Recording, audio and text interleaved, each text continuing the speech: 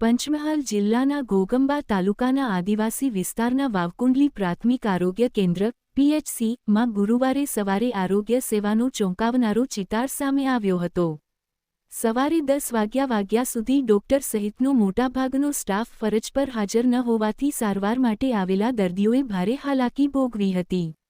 સરકાર આદિવાસી વિસ્તારોમાં ગુણવત્તાસભર આરોગ્ય સેવાના દાવા કરે છે, પરંતુ વાસ્તવિકતા દર્દીઓ માટે નિરાશાજનક સાબિત થઈ રહી છે. સ્થળ પર માત્ર 2 પ્યુન હાજર હતા. ત્યારબાદ એક નર્સ પહોંચતા તેમણે દર્દીઓને ગોળીઓ આપી અને પ્રાથમિક સારવાર શરૂ કરી હતી.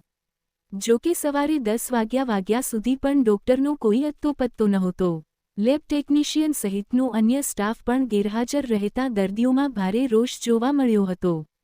ચોંકાવનારી બાબત એ પણ સામે આવી કે સ્ટાફ હાજર ન હોવા છતાં આરોગ્ય કેન્દ્રના અનેક રૂમોમાં પંખા અને ટ્યુબલાઇટો ચાલુ હતા. સરકારી સંપત્તિ અને વીજળીનો આ પ્રકારનો બિનજરૂરી વપરાશ પણ ગંભીર બેદરકારી તરફ ઇશારો કરે છે. આ અંગે ઇન્ચાર્જ ડોક્ટરે જણાવ્યું કે તેઓ તબિયત નાદુરસ્ત હોવાના કારણે અધિકૃત રજા પર છે, જ્યારે ફાર્માસિસ્ટની જગ્યા લાંબા સમયથી ખાલી હોવાનું પણ સ્વીકાર્યું હતું. પરંતુ સૌથી મોટો પ્રશ્ન એ છે કે ઇન્ચાર્જ ડોક્ટર રજા પર હોય તો દર્દીઓની જવાબદારી કોણે સંભાળવાની? વૈકલ્પિક વ્યવસ્થા કેમ કરવામાં આવી નહીં? તારક ચિહ્ન.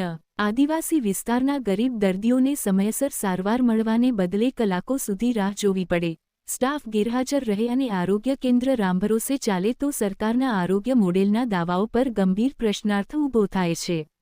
સ્થાનિકોએ જિલ્લા આરોગ્ય તંત્ર અને ઉચ્ચ અધિકારીઓને તાત્કાલિક તપાસ કરી જવાબદાર અધિકારીઓ સામે કાર્યવાહી કરવા, ખાલી જગ્યાઓ ભરવા અને વાવકુંડલીમાં નિયમિત આરોગ્ય સેવાઓ સુનિશ્ચિત કરવાની માંગ ઉઠાવી છે.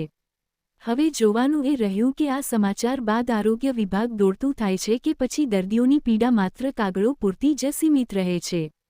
તારક ચિહ્ન. દિલીપ વરિયા.